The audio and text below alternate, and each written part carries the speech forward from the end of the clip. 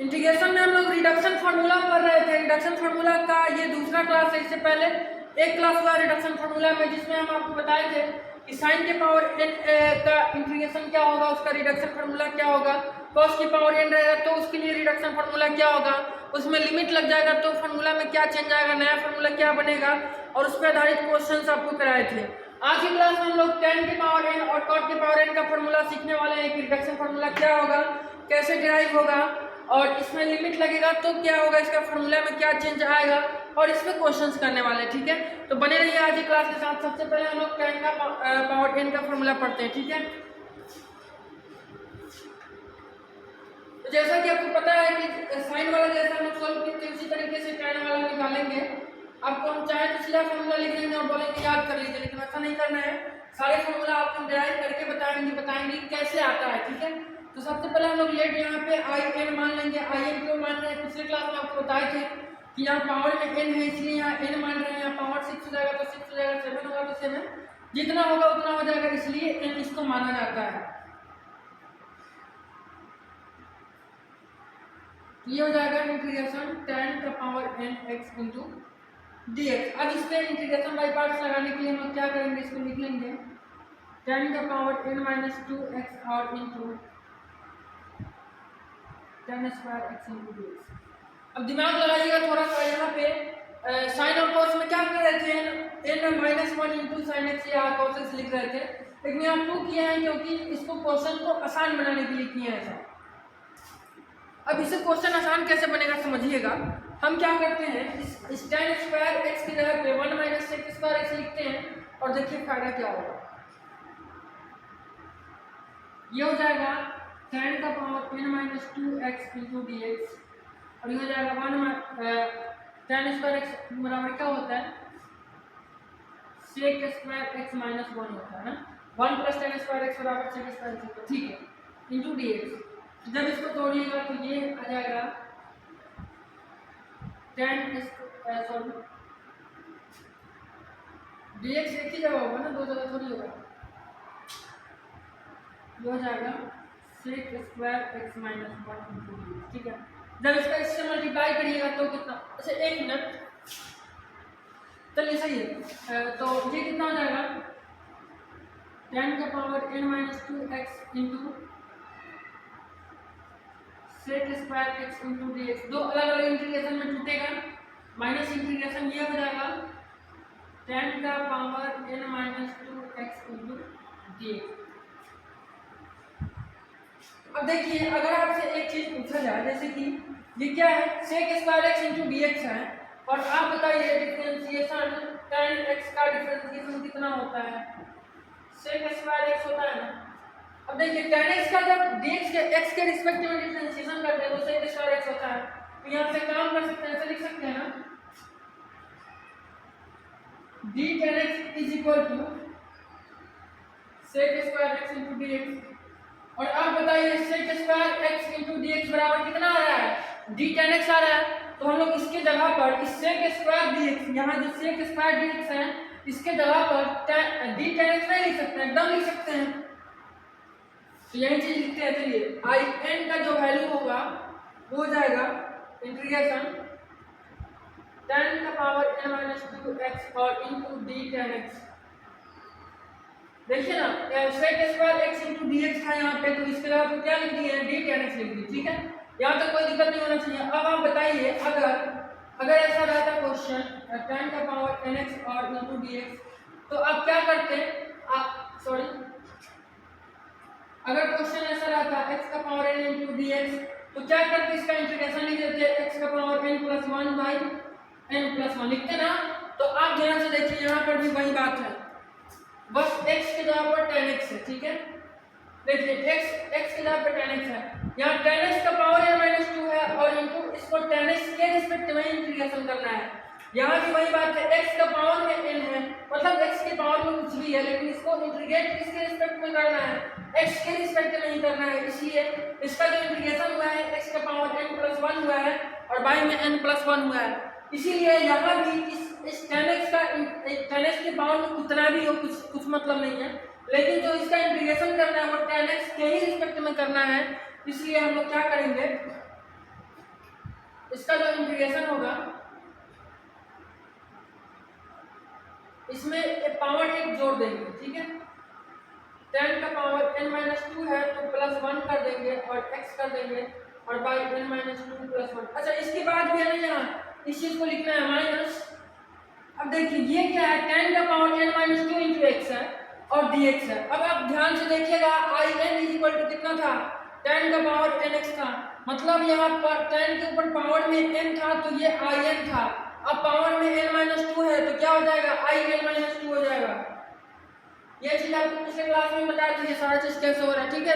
तो regular class में ये तब आपको समझ में आएगा, अगर पिछला क्लास नहीं देखे तो जाके पहले वो देखिए, ठीक है।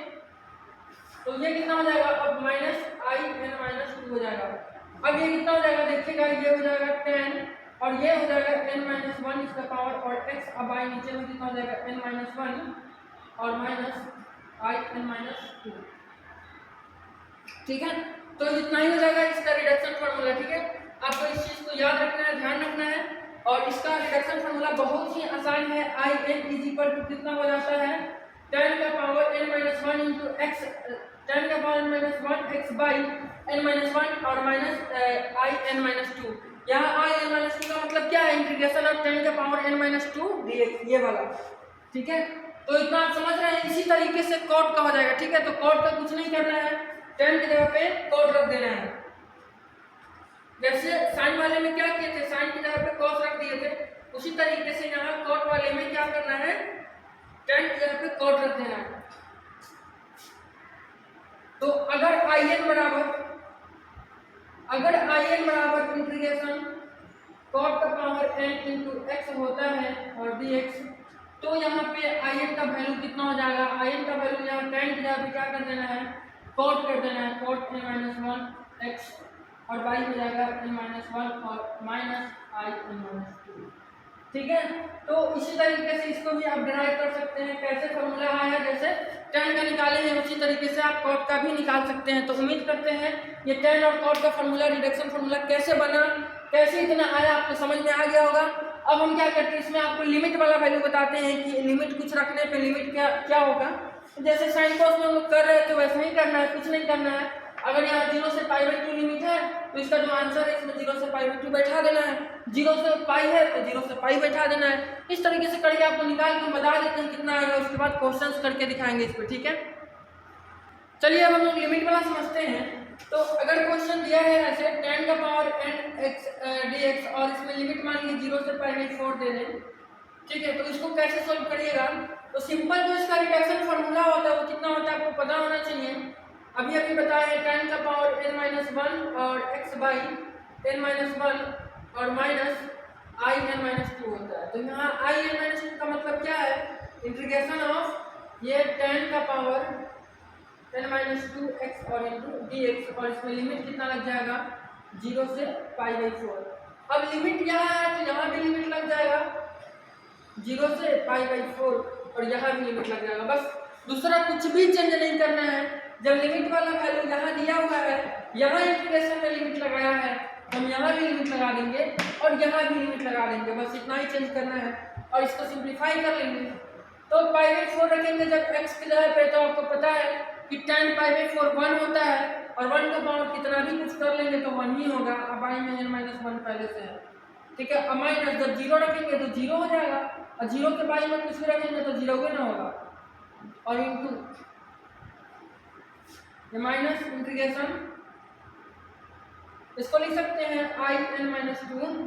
अगर ये चीज in है तो ये कितना होगा in-2, तो ये फाइनली हो जाएगा 1/n-1 और इंटू माइनस in-2, या फिर अगर हम चाहें तो सीधा इसको साथ में ही लिख सकते हैं 10n-2 x dx और ये 0 से π/4, ठीक है। तो कोई दिक्कत नहीं है, आप ये लिखिए चाहे ये लिखिए, दोनों बात बराबर ही है, तो इसका वैल्यू इतना हो जाएगा, ठीक है। तो इसी तरीके से कोई भी लिमिट, अगर किसी भी लिमिट के लिए आपको रिडक्शन फार्मूला निकालना होगा तो आप सीधा उसका वैल्यू बैठा दीजिएगा और सोल्व करके फाइनल वैल्यू निकाल लीजिएगा।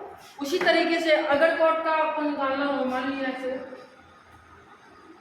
कॉट का power n x into dx निकालना हो और मान लीजिए 0 से π/4 ही लिमिट है, तो अब क्या करिएगा, इसका फॉर्मूला कितना होता है, cot का power n minus 1 x by n minus 1 होता है और माइनस आई नहीं लिख के इसका वैल्यू लिख देते हैं, इंटीग्रेशन cot का power n minus 2 x dx और ये 0 से पाई बाई 2 सब पाई में से, ठीक है। तो इसको सॉल्व कर लीजिएगा, तो ये कितना हो जाएगा, तो ये तो 1 बाई n माइनस 1 हो ही जाएगा और ये माइनस और हो जाएगा 0 से पाई बाई 4 हो जाएगा cot n माइनस 2, ठीक है। तो उम्मीद करते हैं आपको समझ में आ गया होगा, कोई दिक्कत नहीं हुआ होगा, बहुत ही आसान बात है, बहुत ही इजी चीज़ है, इतना तो आप समझ सकते हैं, ठीक है। तो ये आपको समझ में आ गया tan और cot का। अब इसमें हम आपको कुछ क्वेश्चंस करा के दिखाते हैं, ठीक है। चलिए आपकी एक्सरसाइज 10A का दूसरा नंबर ही क्वेश्चन नहीं है। दूसरा नंबर क्वेश्चन चिल्ला के कह रहा है कि if in is equal to integration 0 से पाई बाई 4 10 का power n x into d x है, तो शो करिए, दिखाइए कि n into integration i n plus 1 plus i n minus 1 is equal to 1 होगा, ठीक है। तो जब ये चिल्ला के कह रहा है तो हम लोग भी चिल्ला के इसको प्रूफ कर देते हैं। सॉल्यूशन सबसे पहले जो गिवन है क्वेश्चन में वो लिख लेंगे, given i n is equal to integration 0 से पाई बाई 4 हो जाएगा और ये हो जाएगा 10 का power n into x into d x. अब इसके लिए हम लोग क्या करते हैं, पहले आई एन का वैल्यू निकाल लेते हैं।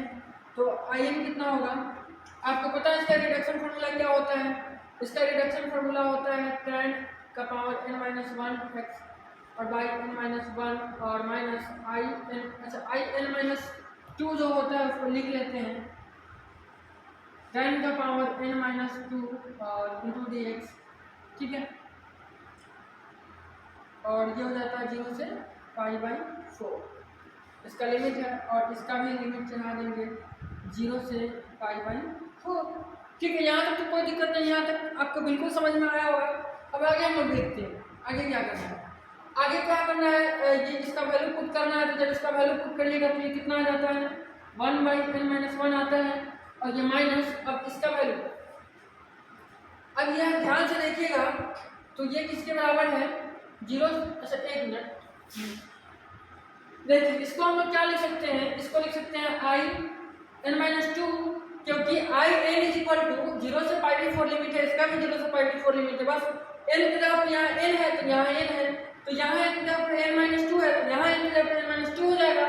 तो इतना बात तो आप समझते आ रहे हैं, आपको कल की क्लास में बता रहे हैं, पिछले क्लास में बता रहे हैं, तो ये आपको समझ में आना चाहिए, ठीक है। अब आप ध्यान से देखिएगा तो I n is equal to इतना होगा।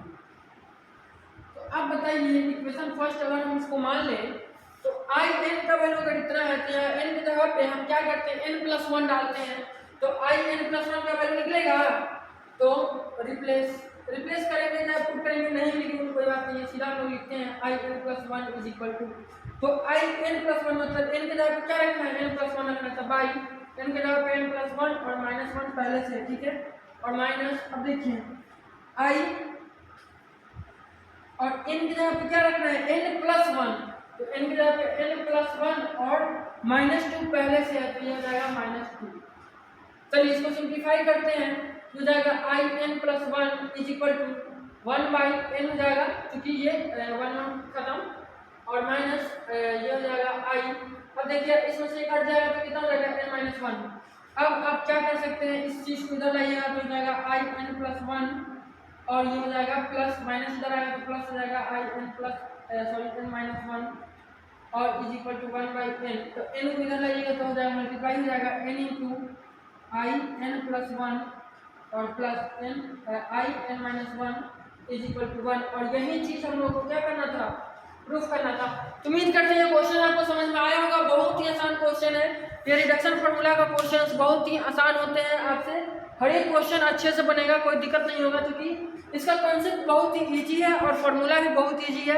बस आपको दिखेगा बहुत बड़ा बड़ा क्वेश्चन कि ये कैसे होगा, लेकिन रिडक्शन फार्मूला की मदद से बहुत ही आसानी से होगा। बस आपको फार्मूला याद होना चाहिए, और फार्मूला कितना सिंपल है आपको पता ही है। अगर आप मेरा पूरा वीडियो अच्छे से देखते हैं तो कोई दिक्कत नहीं होगा, हर एक क्वेश्चन आपसे बनेगा, आप खुद से क्वेश्चन बनाइए। नेक्स्ट वीडियो में हम लोग सेक और कॉसेस पे चर्चा करेंगे, ठीक है। तो आज की इस वीडियो के लिए बस इतना ही रहने देते हैं, जितना हो सके मैक्सिमम क्वेश्चन आप लोग बनाने का प्रयास करिए, ठीक है। मिलते हैं नेक्स्ट वीडियो में। वीडियो कैसा लगा आप कमेंट करके जरूर बताइएगा।